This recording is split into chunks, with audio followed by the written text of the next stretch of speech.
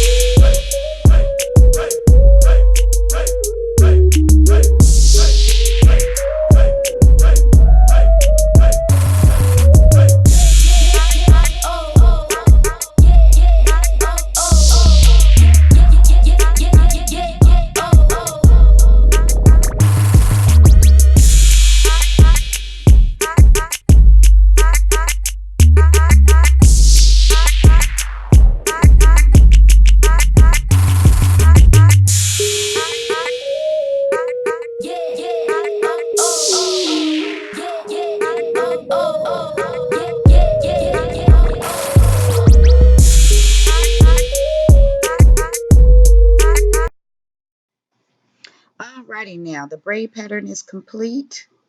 I have placed the wig on her head. It is fitting nice and comfortably. As you can see, it's a full 360 lace all the way around. I will begin sewing around her ears first and then around the nape of her neck.